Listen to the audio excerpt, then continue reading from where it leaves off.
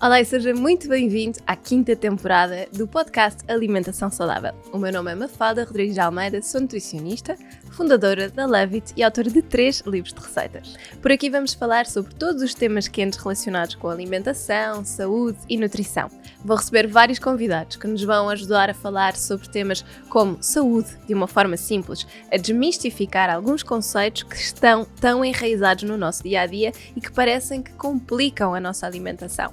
Vamos falar sobre bem-estar, sobre técnicas importantes para a prevenção de vários tipos de doenças e, mais importante ainda, para a promoção da saúde. Quero que este podcast venha simplificar a alimentação e ajudá-la a ter as ferramentas para ter um dia-a-dia mais simples, nutritivo e completo. Olá e sejam muito bem-vindos a mais um episódio do nosso podcast. Hoje tenho comigo a doutora Joana Menezes Nunes. Muito obrigada por ter aceito o meu convite. Obrigada, Mafalda, por me ter convidado. Joana, conte-nos um bocadinho porque é que enverdou aqui pela área da endocrinologia, o que é que a apaixonou nesta especialidade? Sinceramente, eu nunca tinha pensado em endocrinologia quando fui escolher a especialidade. Era muito mais da cardiologia, da medicina interna, mas por motivos pessoais, porque eu fui criada pelos meus avós e a minha avó nessa altura estava em processo de diálise e começou diálise no Hospital de São João. Eu escolhi uma especialidade que tivesse vaga no Hospital de São João para acompanhar. E das que tinha vaga no Hospital de São João, tinha várias, e tinha a endocrinologia. Quando fui escolher, fui com a minha mãe, que eu dou muito bem com a minha mãe, somos muito próximas, a minha mãe também é médica, e disse-me: "Oh filha, olha a endocrinologia, é tão giro, as hormonas", que a minha mãe é ginecologista, obstetra, portanto tenho aqui uma parte da parte hormonal. "É tão giro a parte hormonal, vais gostar, e também tens diabetes, tens obesidade, tens dislipidemia, tens coisas tão giras", e eu: "Mas nunca pensei em endocrinologia". "Vais gostar, filha, escolhe, ficas aqui, se queres ficar cá no Porto a acompanhar a vovó, vais ver, vais gostar, se não gostares voltas para trás". E eu, pronto, escolhi endocrinologia. O primeiro ano é de medicina interna, é um ano muito semelhante para internos de especialidades médicas. O primeiro ano é comum, é uma base comum, e depois no segundo é que se começa de facto o contacto com a endocrinologia, com a parte das patologias endócrinas. Mas foi uma escolha pessoal, lá está, uma coisa familiar, e não tanto porque a endocrinologia sempre fosse a minha paixão. Mas dentro da endocrinologia consegui escolher a minha paixão, não é? Porque eu trato os doentes com risco cardiovascular, são os que eu mais gosto, os doentes com obesidade, os doentes com diabetes mellitus, os doentes com dislipidemia, são os doentes que eu entretanto me fui especializando cada vez mais a tratar, sem dúvida alguma. Sim, e há de ser uma área muito gira e também foi por isso que quis trazê-la, por todo o seu currículo, por todo o seu trabalho, também pelo livro que lançou, porque de facto há uma ligação muito grande entre esta produção hormonal e a questão do peso, não é? Mas eu queria de facto começar as nossas perguntas um bocadinho por aí. Quais é que são assim os principais distúrbios hormonais que podem levar assim a distúrbios de peso, nomeadamente aqui ao aumento do peso? Sabendo que já vamos falar disso, muito provavelmente as coisas começam ao contrário, mas existem de facto distúrbios hormonais que possam levar a este aumento? Existe, Mafalda, mas além disso é importante nós passarmos uma mensagem que a obesidade é uma doença crónica, complexa, uma doença muito que tem muito a ver com a parte hormonal. Portanto, a obesidade, por definição, é excesso de massa gorda, e antigamente o tecido adiposo era visto só como proteção, e nós hoje sabemos que o tecido adiposo produz imensas hormonas, e muitas delas até nem conhecemos nem quais são os papéis, por isso há muitas causas que são hormonais, são endócrinas, e que nós não sabemos ainda quais são, porque ainda não temos isso tudo completamente estudado. As mais comuns e aquelas que os doentes vêm até nós mais preocupados são, sem dúvida, o hipotiroidismo, portanto, o funcionamento lento da tiroide. A tiroide, uma hormona que nós temos na zona do pescoço, não é capaz de produzir hormona tiroideia suficiente, e a hormona tiroideia é essencial para o metabolismo e para a manutenção do peso. E depois temos outras causas mais raras, nomeadamente o excesso de produção de cortisol. Eu digo excesso porque todos nós temos cortisol, é uma hormona muito importante, é o que nos faz acordar, é o que nos faz despertar. O cortisol é uma hormona de stress, de resposta. Agora, quando é produzida em excesso e descontroladamente, dá obesidade. temos doenças associadas à leptina, à hormona, e sobretudo são síndromes que começam nas crianças, nos pequeninos. Os doentes comem, comem, comem, não têm noção de saciedade. E outros distúrbios também hipotálamo e hipofisários associados à infância, que os doentes comem, e portanto é uma obesidade infantil que se diagnostica muito facilmente e muito cedo, porque o doente come além da conta e é muito pequenino, portanto as mães têm essa noção e essa preocupação, e no pediatra chamam a atenção. E estas são as doenças mais conhecidas endócrinas, mas há muitas, nós fazendo análise, isto é por isso que vale a pena de facto falar nisto. Se a função tiroideia vier normal e se não houver aumento de produção de cortisol, não significa que o doente não tenha uma doença endócrina. Pode ter, mas que ainda não tem um rótulo, não tem um carimbo. E não é preciso ter um carimbo para tratar uma doença. Se nós temos um doente com obesidade, temos que o tratar, não é? Em termos de alteração de estilo de vida e a nutrição, aliás, a reeducação alimentar. Portanto, vocês nutricionistas é para a vida toda, não é um plano que o doente faça semanas. É muito importante terem o vosso acompanhamento para a reeducação alimentar. E o tratamento médico endocrinológico para que possam perder peso é essencial. Portanto, que não fiquem apenas com a ideia que é necessário ter uma alteração nas análises para se ter uma doença endócrina. Não, porque há muitas hormonas que nós nem medimos, que nem conhecemos, mas que sabemos que os doentes têm obesidade e não é culpa deles. Têm fome a mais, ou têm fome mais cedo, ou têm distúrbios emocionais, neuronais, relacionados com a comida, e portanto isso também calha na doença, não é? Exato. Mas existe também o fator contrário, que é, no fundo, os nossos comportamentos de estilo de vida poderem desencadear estes desequilíbrios hormonais, ou não? Exatamente, e por isso é que hoje em dia a obesidade é tão prevalente, porque as quantidades são enormes. Portanto, o que é que acontece aqui de maneira sumária? Quando o organismo ingere mais do que o que gasta, do que o que consome, imaginemos muito simplesmente, se eu trabalhar mais e ganhar mais dinheiro do que o que eu gasto, a minha conta no banco sobe, não é?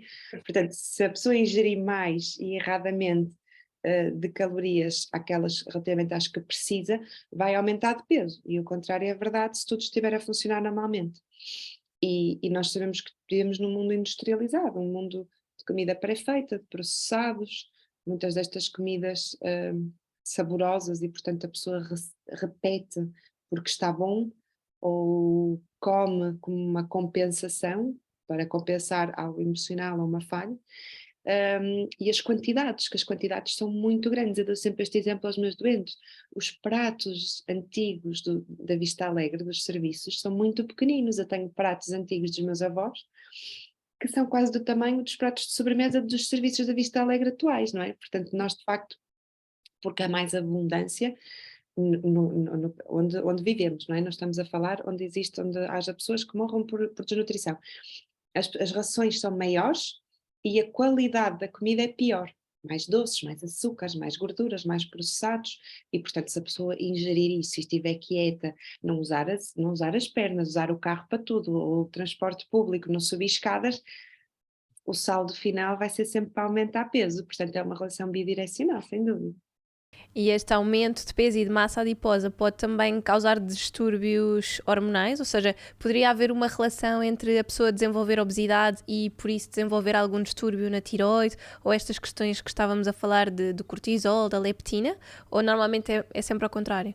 Da tiroide, não, mas por exemplo, uma coisa que muitas vezes não se fala, nós sabemos que há maior probabilidade, e existe uma variante do síndrome do ovário poliquístico que está associada ao excesso de peso, à obesidade, por insulina resistência. Sabemos hoje em dia que a infertilidade está também bastante associada à obesidade. Sabemos que há cancros, não apenas os endócrinos, que estão associados à obesidade. Portanto, este tecido adiposo produz hormonas, várias, estão descritas mais de 400 hormonas, e essas hormonas são responsáveis por outras doenças endócrinas, nomeadamente essa questão de ter mais apetite, ou este tipo de doença de infertilidade. Não existe nenhuma relação para já estabelecida é possível, mas não existe, em que a pessoa obesa vá desenvolver doença de tireoide, ou que a pessoa obesa vá desenvolver hipercortisolismo patológico. Isso para já não está descrito, mas estão descritas com outras doenças, como a síndrome da ovário poliquística ou a infertilidade, e as neoplasias, além da dislipidemia, da diabetes mellitus, que é uma doença endócrina, não é? Diabetes é uma doença endócrina. Um mau funcionamento do pâncreas ou insuficiente funcionamento pela insulinoresistência ou por déficit de insulina.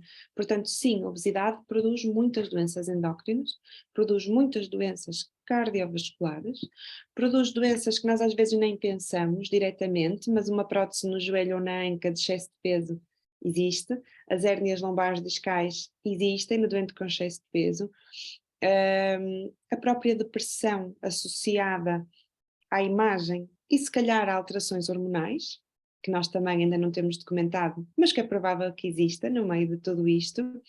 A apneia de sono, os doentes que dormem com aquela máquina à noite para dormir, a apneia de sono é muito, muito comum na nossa população portuguesa e ela está associada à obesidade, os doentes vêm sempre referenciados para perder peso. Portanto, há uma data de doenças endócrinas e não só associadas à obesidade, que a obesidade causa. Portanto, a obesidade causa outras doenças. A obesidade em si é uma doença e a obesidade agrava o risco de outras doenças, como por exemplo a infecção por Covid-19, que nós sabemos que nas pessoas com obesidade era mais grave. E a asma, os doentes com asma, obesos, têm uma asma, têm mais agudizações, sofrem mais, fazem mais terapêutica inalatória. Portanto, estamos a falar aqui de algo bastante complexo e que ainda sabemos pouco, mas começamos cada vez mais a saber mais e mais, que é ótimo. Sim, e esta questão da obesidade, doutora, é uma coisa que nós conseguimos, ou seja, sendo uma doença crónica, é algo que é controlável e que se consegue estabilizar verdadeiramente, ou seja, porque quando nós falamos de uma pessoa que tenha excesso de peso, mas que não esteja em níveis de obesidade, que depois acabam por ter todas estas repercussões, ou algumas delas que estava a referir, nós sabemos que aquela pessoa pode conseguir controlar e eventualmente pode desenvolver ao longo do tempo mais resistência à insulina e, portanto, ficar com esta questão para sempre e ter que ter sempre muito mais cuidado com as suas escolhas ou ter uma probabilidade maior de recuperação de peso perdido. Mas no que toca à obesidade, sendo algo que perturba tanto, não é? A nível endócrino, a nível metabólico, todo o nosso corpo fica completamente alterado, é algo que se possa dizer que tem uma cura? A obesidade tem, sendo uma doença crónica, implica que o doente seja acompanhado a vida toda. Eu tenho, da minha experiência, doentes que efetivamente curam, doentes que, mas que mantêm sempre o acompanhamento, que aprendem a fazer escolhas novas, são doentes mais saudáveis, são doentes mais felizes. Mas vamos ver aqui uma coisa. De acordo com as novas linhas de orientação, nós sabemos que não existe, e nas próximas linhas de orientação que ainda vão sair, provavelmente vai deixar de haver o índice de massa corporal e os números, porque nós não somos todos iguais, e nós, se não temos que usar todas as mulheres de cabelo comprido, também não deve significar que todas as pessoas com 1,70 m tenham que pesar X, porque nos nossos genes vem outra coisa inscrita. Correto? Que nós nos estamos a esquecer aqui da parte hereditária, que nós sabemos que a obesidade é uma doença hereditária e genética. Ou seja, o que é que eu quero dizer com isto? Se eu tiver uma alteração genética que me coloca em risco sempre de ter excesso de peso ou obesidade, a minha cura pode ser um peso que não seja normal, mas que seja um peso que eu consiga manter a vida toda, que eu consiga ser saudável e que eu consiga ser feliz. Ou seja, a cura da obesidade não é obter um peso normal. A cura da obesidade é que o doente esteja bem consigo próprio, se reconheça, não tenha doenças associadas, e vai ser assim que no futuro a obesidade vai ser classificada, não por números, por escalas, porque nós também não temos escalas para comprimento de cabelo, nem comprimento de pestanas, nem etc, não é? Portanto, que não seja um número que defina uma pessoa, mas a conjuntura, ou seja, análises bem, sem insulinoresistência, sem colesterol, que o doente tenha mobilidade, que o doente tenha qualidade de vida, que o doente consiga apertar os sapatos, subir escadas, brincar com as crianças, tomar banho E a propósito de tomar banho, muitos doentes escondem isso, problemas de pele, sobretudo na zona inframamária, da hipersudorese, coisas que os agoniam, que os angustiam e que são muito mais problemáticas do que usar uma peça L ou XL. Portanto, neste sentido, a obesidade tem uma cura. Não significa que essa pessoa vá ter um peso normal. E quando eu vejo um doente com 120 ou 130 ou 140 quilos, imaginemos, e falamos de qual é o nosso objetivo, o que é que pretendemos, nós não pretendemos um peso para aquela pessoa que obrigatoriamente corresponda ao índice de massa corporal normal. Nós queremos que o doente perca massa gorda, ganhe massa muscular, aprenda a comer, ganhe qualidade de vida e tenha melhoria nas análises, está bem? Portanto, neste sentido, pode haver uma cura. Essa cura não espelha no peso normal, ideal, porque nós temos que começar a pensar isto de forma diferente. Não sei se foi complicado, não sei se me fiz entender. Não. Eu acho que foi muito claro, foi muito fácil de entender, porque na realidade eu acho que estamos a evoluir num bom sentido daquilo que é realmente que é sustentável, que é mais realista para o ser humano, não é? Porque é muito difícil nós encaixarmos nesses números do IMC.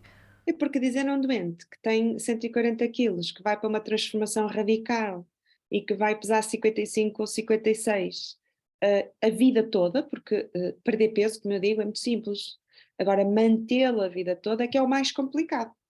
É o aprender e a vida toda a pessoa ser autónoma e manter. Portanto, dizer isso é não ser honesto com o doente e não ser realista. Porque, de facto, nem todos temos de ter o mesmo tamanho, nem todos temos de ter o mesmo peso, e não teremos, porque nós somos todos diferentes, nós temos todos genética diferente, não é? Umas pessoas têm sardas, outras não têm, e isso é visto, não é? Em termos de fenótipo como normal. E também querem que todas as pessoas tenham o mesmo peso ou usem o mesmo número, não é assim que deve funcionar. Sim, é verdade. E há pouco falava de uma questão que eu acho que eu tenho muitas ouvintes e cada vez também mais em consulta, senhoras que têm síndrome de ovários poliquísticos, e eu acho que ainda é uma espécie de tabu, no sentido de, parece que nunca são esclarecidas o suficiente para perceberem se é algo que se devem preocupar ou não, como é que é feito esse seguimento. No síndrome de ovários poliquísticos, o que é que deve de facto preocupar as mulheres ou que cuidados é que podem ter? Sabe porquê, Mafalda? Porque a endocrinologia é uma especialidade, quando eu entrei éramos 100 e poucos internos, era uma especialidade relativamente recente e pouco falada. E quem fazia, regra geral, a gestão era a ginecologia obstetrícia, e muito bem, que sabem tratar muito bem, não é? Quando minha mãe é ginecologista obstetra, como eu lhe disse, mas o tratamento era uma pílula, pronto, e ficava-se assim por aí, não sabia muito mais. Hoje em dia sabemos que a síndrome do ovário poliquístico tem 4 subtipos. Ou seja, não é obrigatório ter quistos nos ovários para ter o carimbo de ovário poliquístico. Há senhoras que não têm quistos nos ovários, mas têm a clínica, as irregularidades menstruais, o acne, o pelo, a queda de cabelo, a pele gordurosa, aquelas características. Não há pessoas que têm alterações nas análises características de ovários poliquísticos e não têm alterações na ecografia. Existem pessoas que têm os três, têm alterações na ecografia, alterações nas análises e alterações na clínica, e existem pessoas que só têm clínica sem as alterações nas análises e sem as alterações na ecografia. Portanto, temos aqui temos aqui vários subtipos. Que nós hoje em dia sabemos isto, antigamente também não sabíamos, eram os critérios de Roterdão e que obrigava a que houvesse quistos nos ovários, está bem? Portanto era assim que se tratava, a ciência evolui, é como tudo. E a síndrome do ovário poliquístico acompanha a senhora a vida toda e manifesta-se sobretudo quando vem o período, porque menstrua tarde e não menstrua, não é? Vem a primeira vez, o período, e depois fica em amenorreia secundária, ou seja, não vem secundária porque já teve uma menstruação. O período não vem, não é certo, não é regular. Regra geral é assim que se diagnostica, ou pelas queixas. Quais são os cuidados a ter? São bastantes. É a gestão do peso, porque nós sabemos que há maior probabilidade de haver excesso de peso ou obesidade. A questão da fertilidade. É muito importante esclarecer estas senhoras que poderá ser mais difícil engravidar, não é impossível, está bem? Poderá ser mais difícil, não é de todo impossível, e cada vez também temos mais tratamentos de fertilidade e tudo isso. Convém, se calhar, ponderar, congelar ovócitos. Imaginemos que é uma pessoa que não quer ser mãe tão cedo, quer pôr a carreira à frente, é lícito, completamente lícito, mas se puder ter o seu potencial aos 28 anos congelado, em vez de tentar aos 38, 39 anos, já com uma idade mais difícil de engravidar, poderá ser algo a discutir com a doente também. Algo a discutir com a doente são os tratamentos, os suplementos, e nós no ovário poliquístico, para aumento de fertilidade, usamos muito o ovositol, a vitamina D, o selênio, o zinco, e há no mercado vários suplementos já em cápsula ou em carteira que se podem tomar. E em último grau, claro, o tratamento passa por, se houver insulinoresistência, uma metformina, e se o doente tiver excesso de peso ou obesidade também é lícito colocar. Vitamina D, porque o ovário tem receptores de vitamina D e também ajuda bastante, além dos outros suplementos. E claro, em último lugar, a pílula será o melhor tratamento, sobretudo para a parte clínica, para a queda do cabelo, para o pelo, para o acne, para as irregularidades menstruais, porque é bastante, nós como mulheres sabemos que é bastante desconfortável nunca saber quando vem o período, ou não vir, ou vir várias vezes, né? Ter essa irregularidade. E portanto esse será o último tratamento. De dizer que, regra geral, o ovário poliquístico melhora depois das gravidezes, também as queixas, sobretudo a parte do acne, do pelo e das irregularidades menstruais e da fertilidade. Portanto, há muito a falar aqui sobre ovário poliquístico, e quando uma pessoa é diagnosticada deve fazer análises com os fatores de risco cardiovasculares, com os colesteróis, com a glicose, com a insulina, e discutir tudo isto com a doente. Sobretudo discutir quando iniciar uma pílula, não é? Porque muitas vezes começamos uma pílula e o doente a doente até nem quer, até uma menina jovem e que até nem precisa para a contracepção. É preciso ir falando e discutindo, e há outras opções terapêuticas para o pelo, não é? Connosco e com a dermatologia. Portanto, é uma doença complexa e muito gira de tratar, mas que se fala pouco por causa disto, porque antigamente os critérios eram os de Roterdão, era aquilo chapa 5, era obrigatório haver os quistos nos ovários, e ainda há muita gente que diz, não, eu não tenho ovário poliquístico, não tenho quistos nos ovários, quando nós sabemos que hoje em dia isso não é assim. E algo que é também crónico, que acompanha a mulher... O ovário poliquístico acompanha a mulher toda, exceto quando a mulher entra em menopausa, que deixa de libertar os ovócitos, os óvulos, né, os ovócitos, e portanto deixa de haver doença, porque o ovário poliquístico está dependente do eixo, que na mulher morre, o eixo hipotálamo hipofisário, e na mulher a partir da menopausa deixa de funcionar. Portanto, a partir daí as queixas vão embora. Eu acho que foi muito esclarecedora esta explicação, porque no fundo é como lhe dizia, nós temos muitas mulheres, acompanhamos muitas mulheres que às vezes até em consulta de nutrição, pelo menos eu pessoalmente considero que é uma coisa bastante importante para ir trabalhando, e sobretudo para tentar que a alimentação seja o mais anti-inflamatória, mais saudável e simples possível, não é? Mas há muitas mulheres que quase que desconsideram, e às vezes em conversa, quando eu pergunto sobre o ciclo menstrual, etc., é que depois me dizem, sim, eu tenho ovários poliquísticos, mas pronto, não sei se isso é relevante ou não, mas eu acho que é sempre tão importante, não é? Eu, na minha história de obesidade, começo sempre desde o momento que a pessoa nasceu. Pergunto sempre, sabe-se quando nasceu era um bebê com mais de 4 quilos, era um bebê grande, macrossómico? Sabe se a sua mãe teve diabetes gestacional ou aumentou muito de peso? Depois avalio, eu vou à raiz, eu começo do início. Pergunto, lembra-se na escolinha se era sempre percentil 90, 95? Olha, e quando veio o período, os ciclos eram regulares, ovário poliquístico, diz-lhe alguma coisa? Ou tinha pelo? Tinha muito acne, os ciclos eram irregulares, portanto, eu quando faço a história clínica, eu bato esses campos todos, começo desde o início. Coisas que, lá está, o facto de um bebê grande, mais de 4 quilos, um bebê macrossómico, que nós sabemos que foi gerado em excesso de insulina, não é verdade? É um bebê que também há a probabilidade de vir a ter obesidade e vir a ter outras doenças endócrinas, portanto, todas essas questões são importantes. Por falar em dieta anti-inflamatória, eu acredito, isto é a minha opinião, que a dieta inflamatória é a melhor solução para todos nós, porque as nossas doenças de hoje em dia são doenças inflamatórias. A aterosclerose é inflamatória, a obesidade é inflamatória, a diabetes é inflamatória. Todas as doenças o são. As autoimunes, as alérgicas.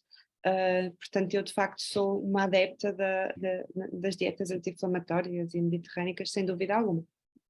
E foi isso que ele levou a escrever o seu livro, do XL ao XS? Como eu vou escrever o livro, foi quando nós parámos no Covid. Eu faço muitos textinhos para ir dando às doentes, dicas de quando vão jantar fora, de fim de semana, de férias, vou fazendo textinhos. Tenho agora uns para fazer para 2023. E quando parámos em março, eu disse assim, olha, vou aproveitar o tempo e vou escrever aqui uma data de coisas que as pessoas me vão perguntando. Aquelas perguntas que nós sabemos que surgem sempre. Ai, quando tiver o casamento, quando tiver o batizado, e os hidratos engordam, não posso comer pão, aqueles mitos. E fui escrevendo. E quando terminei, tinha mais de 100 dicas. E pensei assim, olha, eu em vez de ajudar só os meus, eu podia compilar isto, publicar e ajudava as pessoas todas. Porque nós sabemos que sendo obesidade uma doença e sendo para a vida toda, não são planos de 30 dias ou de 20 ou 25 que vão resolver a questão, nem são detoxes de uma semana, não é verdade? Que isso é só sinceramente ludibriar um pouco o doente que temos à frente. Estamos a falar em obesidade, não estamos a falar no campo de estética de 1 quilo a mais que ganharam nas férias, está bem? Estamos a falar em obesidade. E portanto pensei, olha, vou compilar isto tudo e vou escrever um livro. E foi um bocado por aí, não foi com ideia, quando eu parti para começar a escrever as dicas, não foi com a ideia de escrever o livro. Quando cheguei ao fim e tinha tanta informação escrita, é que vi que podia compilar aquilo tudo e publicar. Porque eram dicas, inicialmente era dica 1, dica 2, dica 3, que tem uma sequência lógica. E depois é que decidi compilar aquilo tudo em capítulos, porque as pessoas perguntam muito quanta quantidade de água tenho que beber, e o meu intestino, por causa da flora intestinal, não é? Nós sabemos que há bactérias boas e bactérias más no intestino, umas que nos ajudam a ganhar peso, outras que nos ajudam a perder peso.